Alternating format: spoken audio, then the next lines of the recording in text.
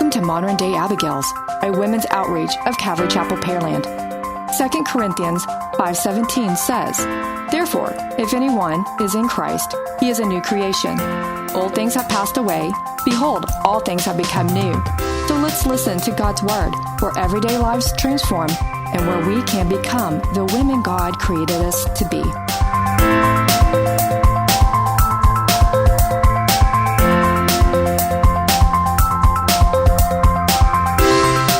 It was very earth-shattering when I found out the truth. Instead, he lived a double life.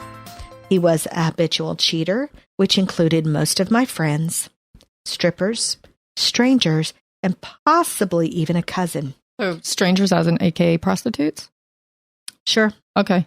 People met in bar, people... okay. People he met in bars and stuff like that, Okay. or probably prostitutes. I mean, they're not off limits. Okay. I mean, he slept with strippers in the back of the club, so no doubt he probably had slept with prostitutes as well.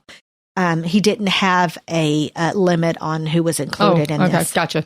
Yeah. So again, no one was off Sorry, limits. I'm not familiar with some of that stuff. So when I hear stranger, I'm like, what do we mean by stranger? That just doesn't cross my mind. Yeah.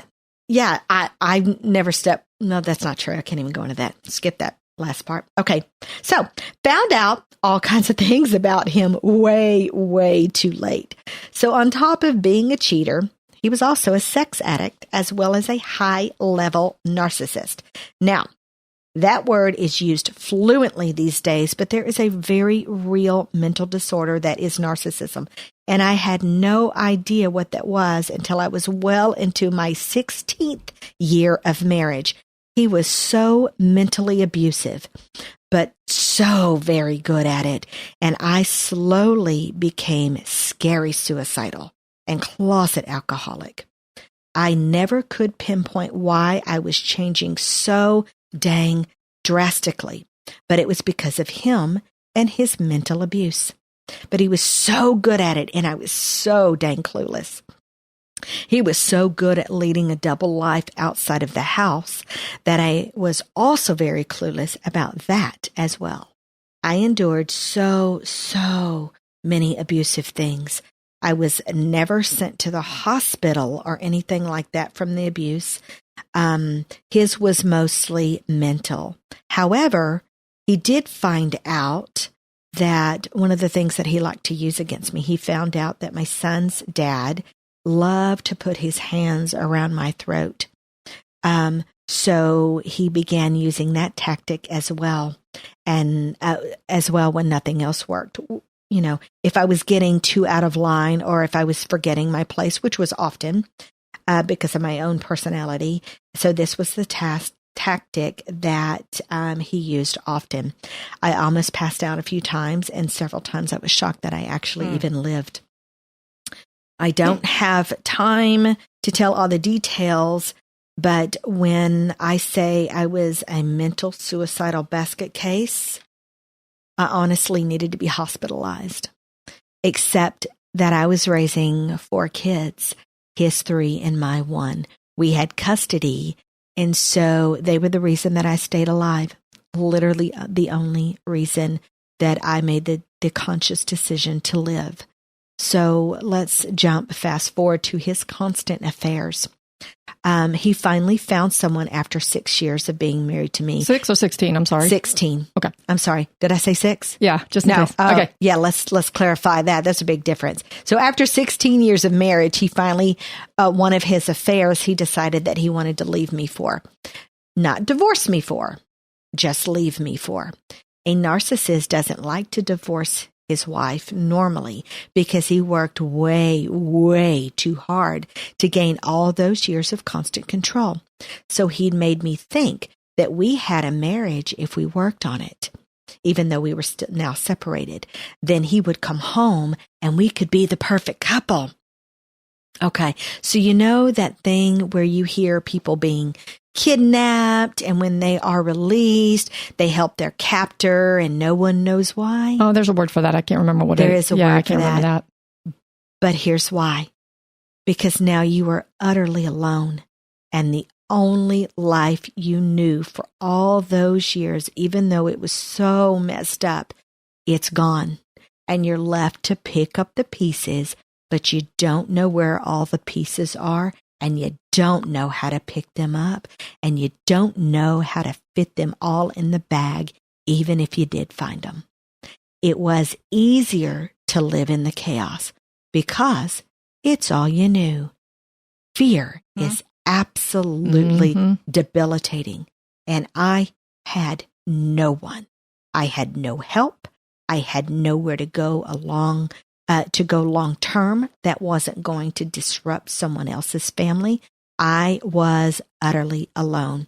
Also, we owned our own electrical business that was rapidly growing, and he emptied all the accounts, and he sold all the trucks and the assets before I even knew what was happening. So let's add penniless to my list. I was so lost, so broke, so damaged. So people who didn't know me then do not know that Joanna. They would not have recognized me if they did. So after about 2.5 years, and I do mean 2.5 years of not divorcing me and me not having the money to divorce him, that was the length of time that we were separated at that time, nor did I ever want to be a divorced woman.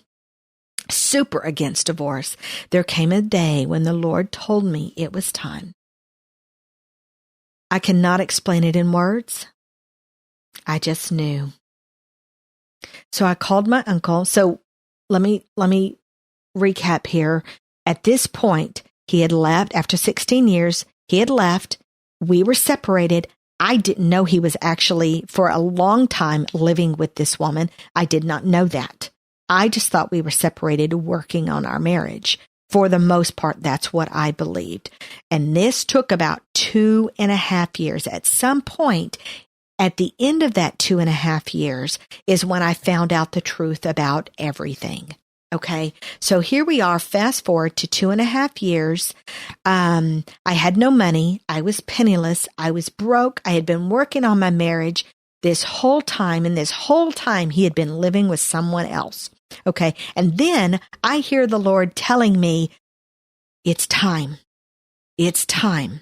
Okay, now that's all well and good, except that I didn't have any money. Again, he had sold everything, emptied out our bank accounts, and I didn't have anything. And then the Lord reminded me that I had one asset, and it was my Jeep. It was the only vehicle in our name, my name, and he had not sold it yet because it was his most prized possession. Okay, so I knew that it was time to do the dreaded thing that I didn't want to do in my whole life, and that was file for divorce. The Lord had told me it's time. So I'm not having any money yet, but now realizing that I had a way to get some, but I didn't know how long it was going to take to sell the Jeep. Hang on. I want to make sure you mention this. You were praying because you had gotten saved through all this, and you were been praying for a restored marriage. The whole time. You were praying for a restored marriage. The whole time. But the Lord said no. He did not restore it. And I was devastated by that answer. Okay. But at this point, at this mental point in my life, I was ready to do whatever the Lord said to do, even if I didn't like it, even if I didn't understand it. Okay. So I did something I'd never done in my entire life. I contacted my rich uncle and my rich grandparents, who I had never borrowed a single dime from them in my life. But I knew that I could pay them back as soon as I sold the Jeep. So I told them what was happening, and I needed $5,000. I needed $2,500 for my retainer for my attorney to file divorce. But I knew that I could get a lot more for the Jeep. And so I told them, as soon as I sold it, if you will help me do this, as soon as I sell the Jeep, I will pay you back. And that's exactly what I did. Okay. So let me find my place in my notes here, because I think I have totally detoured. No, you didn't. You're good. Let's see. He lost his mind. You're at the part where he lost his mind. Yeah. Because you started the divorce proceedings. Okay. Let's see here. Oh, yes. Okay. So I started divorce proceedings and I thought things were bad before then. No. It is very dangerous to begin to take control away from a narcissist. They literally lose their mind. Things get dangerous. Okay. So, let me see here. Okay. So, one reason is they get dangerous is because they lose control. Okay. He spent from the time he left to the time I filed divorce was 2.5 years. From the time I filed divorce to the time we were actually divorced was another 2 years. Okay. So he spent the next 2 years trying to regain control over me during this entire divorce proceedings. It got very scary. My friends were scared for me. We all knew that I was going to end up in one of those episodes of those shows where the wife goes missing and the husband did it. And I cannot convey to you the fear that I was experiencing. My attorney, he told me that I needed to file a restraining order. And I laughed. I'm not even 5 foot, ladies, and this man is 6'2". A piece of paper was not going to stop him if he decided to harm me. So then my attorney looked at me and he said, well, you need to get a gun. And I said, now that I can do. So my friends who were gun fanatics, they took me shopping the next week. I now have one. Naturally, it's pink. It's cute. Don't be jealous. Mm-hmm.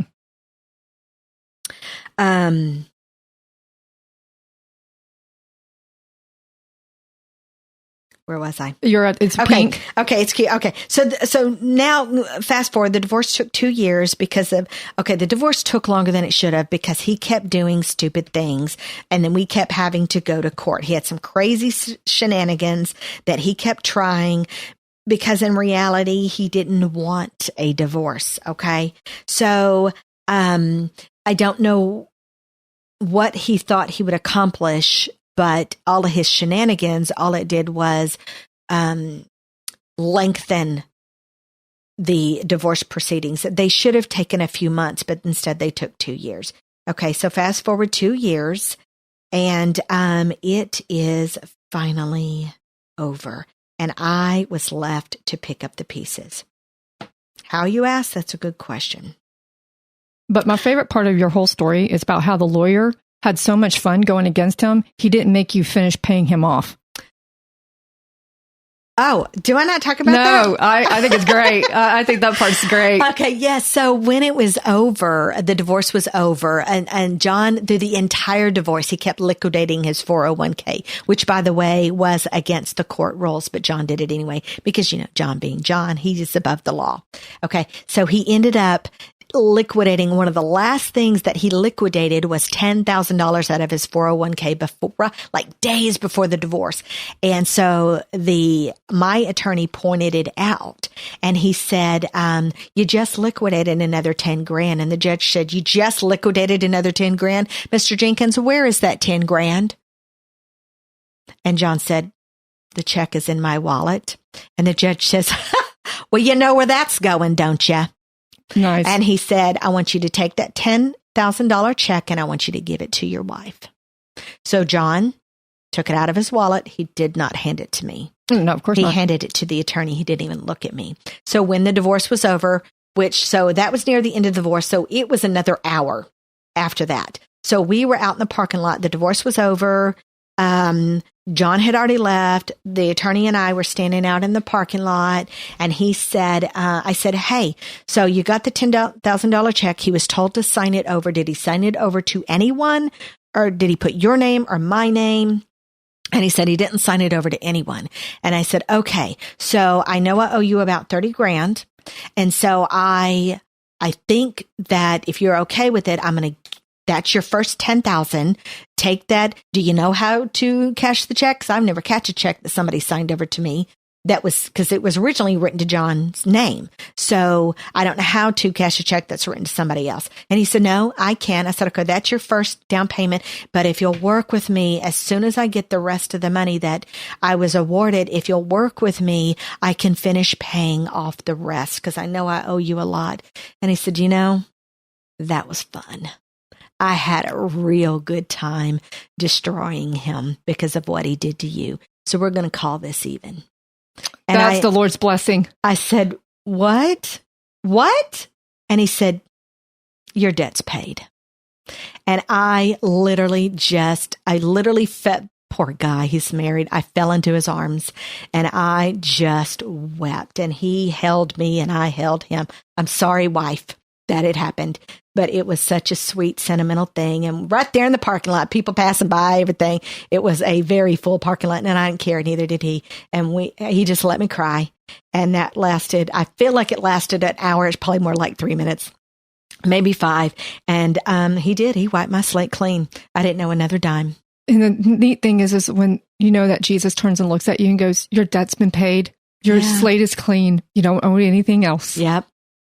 We're all getting all teared up and choked up. I know, over here. I am. Sorry. And Anna, you're making me cry. And so that's that's part of the year the locusts have eaten. Yeah. The Lord can restore what damage was done. And that was the beginning of my restoration right there. I did not expect that. I did not see that coming. And that was a blessing straight from the Lord. And I owed that man another 20 grand. And he never asked for it. And that was that. And I think, though, if I had kept that check, that would not have been the same. But I didn't keep the check. Right. And I gave it to him because he earned that check. And then that's how that ended. So that's most of my testimony. And so my testimony ends here. So I want to have Anna give her testimony.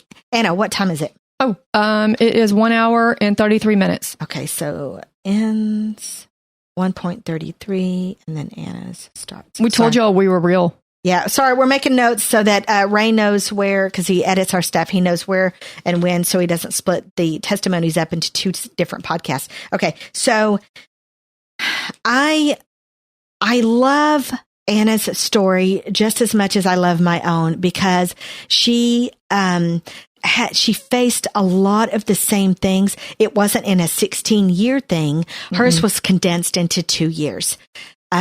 However, our endings after we left and got to a safe place were very, very different. You get to see both sides of the spectrum, how someone deals with things when they have no help, and then how someone deals with things when they do have help. Our endings are the same in a lot of aspects. The Lord can work with both situations. Okay. So I wanted Anna to tell her story, and it's a good one too. She was smarter than I am.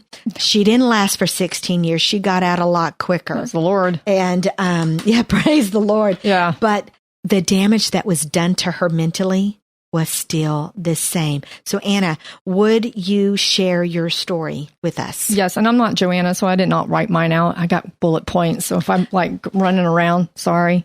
I was running around too, and I still wrote it out. I just couldn't do it. I just couldn't do it. No, girl, you do you. Okay, so mine also starts when I was very young, and it wasn't abuse from my family, though. It was more abuse from like strangers, and I'll tell you why here in a minute. So my brother and I were born 6.5 weeks early, and we were twins. And then so he, and unfortunately, but at the same time, the Lord used it to give him a great attitude. He was born with scoliosis, club feet. Some of his toes didn't finish splitting apart. He has one hand that never fully developed. So he got a lot, and so he needed a lot of surgeries when he was little. He had to go in the hospital a lot. He needed a little surgeries. And so what comes up with that is people felt sorry for him. But people who feel sorry for one kind of forget the other person. And I didn't feel sorry for him because I was taught that we were the same. We were not treated differently. As far as I'm concerned, he was a normal kid just like I was. I didn't see a difference in him. And so like Halloween, he'd get extra candy. He'd get extra attention. If he lost a tooth, somebody's pulling out $1. Here's $1. And this is in the 70s. Here's $1 for your tooth. I lost a tooth. It's like, so what? Halloween.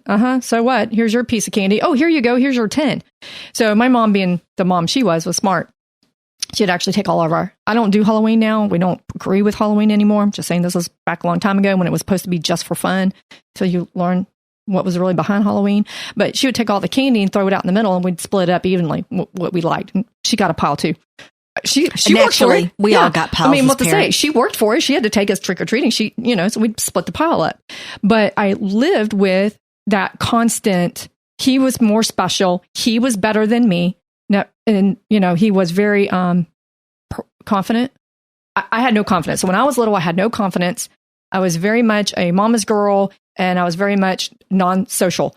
So he was a social butterfly. He had a lot of confidence. So he knew he was great. He'd let you know too. If you asked him, he'd tell you he was great. So I lived in that, I don't know what you would call it, zone. So that's a good word. Yeah. I lived in that zone. A mental zone. Yeah. And even he had gone to hospital several times. I had gone in the hospital once because I had pneumonia. And other than my dad, my grandmother who lived close by, and my brother, nobody. Oh, my dad's boss, Mr. Raiders. He's passed away, but shout out to him. He came and visited me. I still have the little pewter doll he gave me. And he spent time. It wasn't like he walked in and walked out. He actually sat there and spent time and talked to me. Well, when my brother went back into the hospital, everybody was there. It was like a family reunion. Everybody was there. And people were coming in with balloons and stuff like this and that. And so I just asked a kid comment. What's a kid going to say? So I asked, and if y'all have gotten to know me, I will say things out loud. Not intentionally, but I'm processing something. So I'll say sometimes the stupidest thing out loud. And I kind of looked and like, so why did he get balloons? And basically one of my family members turned around, looked at me and says, you need to be quiet and sit down. So I lived for the rest of my life with the idea that I was not as important, that I was worthless, and I needed to just sit down, shut up, and be quiet because I was, I had no real meaning. And that was not their intent. But when you're a little kid, that's how you take it. Well, at some point as a little kid, I don't know what church we went to. Couldn't tell you. I just remember it being big, and we sat up in the back pews. We were typical back row people. And I don't know what the sermon was about, but I remember at the end the pastor going, do you know you're a sinner? And I remember thinking, yes, I know I'm a sinner. And do you want Jesus to save you and be forgiven? I'm like, yes, this is what I want. I want to be saved. I want to be forgiven. I want Jesus. And he said that, say this prayer with me. And I said that prayer with him. I knew I needed it. And so I'm going to say it was probably somewhere between 3 and 6. And the reason I say that is at 3 years old, I actually do remember fighting my mom and saying, no, I'm not doing that. She asked me to pick up my toys and I told her no. But at 6, I remember I couldn't stand getting in trouble. I hated getting in trouble. In fact, you're still that way. Yeah, I am. Our PE teacher said, if you get in trouble, you have to go sit next to the green wall. And if you're really in trouble, you're going to get pops. But they didn't tell me the rules. So I was terrified. I cried every day before PE because I was terrified I was going to get in trouble. And so when that pastor got done talking and I said that prayer, he said, if you said this prayer, stand up and come down here. And I stood up to go down there and I heard a voice go, why? What are they going to say to you? What are they going to do? So I sat right back down. First time I ever heard the voice of the enemy. I didn't know there was an enemy's voice. Nobody ever taught me that. So what do you think happened? I didn't tell anybody. I didn't get discipled. I always wanted to go to church, but we didn't have the internet back then, and we had a very good knack of finding crazy churches. I think that one church where I started mimicking. Well, there's a lot. Yeah, well, we were going easy to find. We were going to this. Well, we went to one church that said if you don't go to church, you're going to go to hell. I knew that was not right. Now, should you go to church? Yes. And I love the saying, you don't need a parachute to jump out of a plane, but it sure does help. So true fact. So you should go to church. It's not going to save you, but you should go. Only Jesus saves. And then we found another church, which was fine for a while. They were they taught prayer really weird. I know that now, but I guess they were speaking in tongues, but I didn't know that. So I just started mimicking the gibberish because it was just gibberish. It sounded gibberish. Anyway, I'm pretty sure that's the last time we went to that church. I think it scared my mom.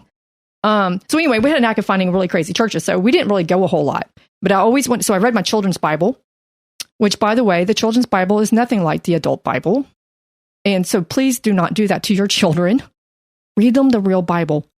Okay. Because when I got older and realized the Bible that I read as a kid did not match the Bible I read as an adult, my life was screwed up already. It just made it even worse because I thought I knew who Jesus was. Everything you thought you knew no longer existed. Yeah. And then it scared me because it wasn't sweet and kind like the children's Bible. So anyway, I wound up getting very bullied and started in junior high. Well, actually, elementary was okay, but the bulliness really started in junior high because I didn't change. I didn't go with the flow. So I immediately started, which is really weird. I never could figure out exactly why I got bullied because it wasn't like I was competition to anybody. I think it was just because I was quiet and I didn't fight back is the reason I got bullied. Easy to pick on. So I went through that through all my junior high life to the point where I became suicidal. I did entertain the idea of witchcraft. Thankfully, we didn't have the internet. So I'm very against sorcery and magic because it takes away from the Lord.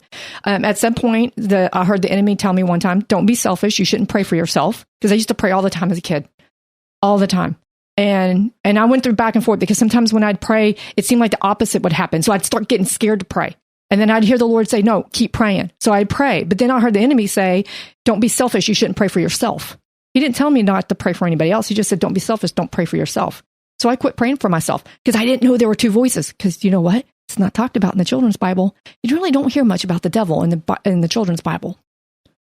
You know, you get the cute stories. I'm chuckling over here. Yeah, y'all can't see it. So I was very bullied. So by high school, I started trying to pray again, but it was terrible. So it was like, well, Lord, if I could just get a boyfriend, maybe everybody would leave me alone. I didn't pray for my enemies like the Bible told me to, because you know why? That's not in the children's Bible.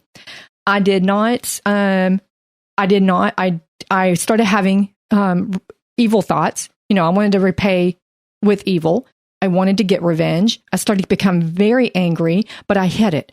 So my family didn't see it. So I had really good parents, but I hid it from them. I would talk to my mom, but I would hide the things that I didn't want to upset her with. So I started saying, well, you know, if I had a boyfriend, maybe they'd leave me alone. And this is the part where I tell Tracy Pena, if I ever meet you, I want to say, I'm sorry. I was not a good friend. And I've been praying that I can meet you face to face so I can tell you I'm sorry. You have very common names, so I can't find you on Facebook because your name is very common, by the way. So anyway, I'm hoping that's my way of at least saying I'm sorry. Hopefully, maybe it'll get out there one day. Tracy Pena of Deer Park High School. I'm not even going into that detail, but I did finally get my first boyfriend. I had no idea what I was doing. I was very ignorant. And I want to say, and ahead of time, my mom did apologize to me. She said, Anna, I am so sorry that I did not teach you how to date. I didn't teach you about anything. Because she saw me later on, I decided to teach my son how to date. He wasn't going to go through what I went through. So my mom did apologize. She felt bad. But I'm like, Mom, don't. I said, one, I should have done what y'all said. You told me, don't have sex before marriage. Your husband will explain it to you all. Okay, that wasn't the greatest lecture in the world, but by God, if I had listened to her, everything would have been fine.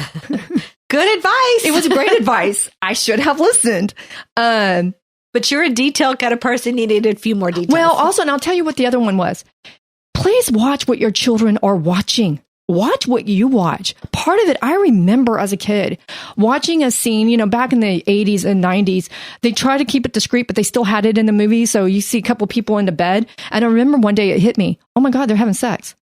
But I didn't really know what sex was. But I knew that's what they were doing. How? That was the enemy. And I remember thinking, oh my gosh, I got to do this when I get a boyfriend. I don't like this idea. And then I remember thinking, but Mom says, no, I don't do that. I was very confused. Did I talk about it with my parents? Of course not. I kept my mouth shut. Because that goes back to where I was very quiet and I didn't want to. I mean, it went back to that. You're not important. You're not worth this. You just sit there and be quiet. Even though my parents never said that, I lived that life. I also had this situation where I had a swim instructor who, bless his heart, he was trying to teach me how to put my head underwater. It was a fail.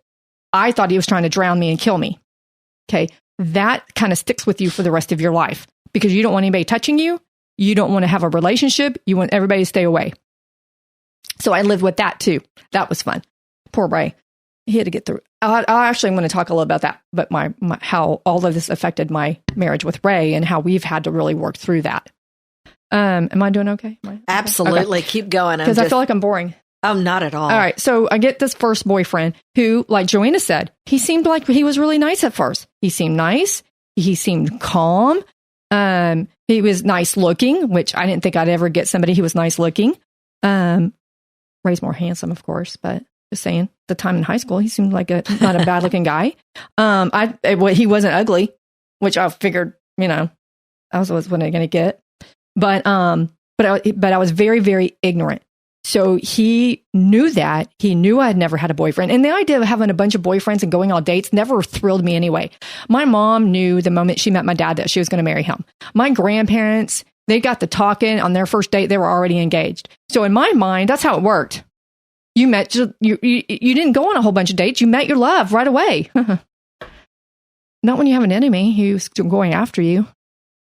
So don't think the enemy doesn't go after children. I'm shaking my head. Yes, y'all can't see that. Don't think the enemy doesn't go after your kids. He will go after your kids. So do not think there's nothing in the Bible. And that's what I wanted to talk about. There's no exceptions in the Bible. Okay. I don't know if y'all have noticed that there's no exceptions. Rules are rules.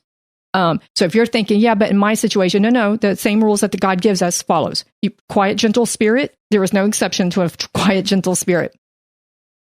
Where was I? Boyfriend. Okay. So he seemed nice at first, but he started doing that manipulation, started that controlling, and had me believing that he was having me followed and people were watching me, which at some point was, when you're that young and ignorant, you're like, oh, that means he cares. No, it means he was controlling.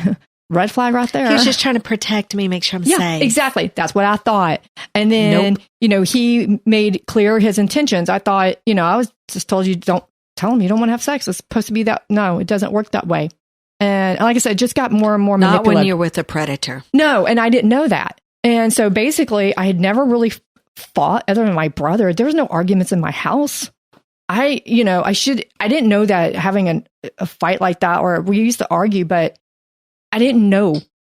I know y'all probably thinking, huh? No, my parents didn't argue. They still don't. They still don't. My mom thought they had a fight one day. And I'm like, did y'all yell? Like after almost 50 years of marriage, I think I had a fight with your dad. Did y'all yell and scream? No, I just disagreed with them. Oh God, mom, no. I could totally see your mom saying that. Mom, that's not a fight. That's not a fight. We love at all. You, Anne. You make it look so easy. She did. I tell them all the time. I said, y'all made it look so easy that that was such a lie. It's so hard. So it's just little by little. And then he's like, oh, I want to get married. So we were, quote, engaged. Now, mind you, the guy didn't really have a job. We never went on a date. And he didn't have a car. Mom's very convinced he was using me because I had a car. I did babysit. Again, predator. Yeah. But I didn't know. All right. So right, of course. Yeah. I had no idea. Never been around a guy before like that. Ladies, take notes of all these red flags from our testimonies.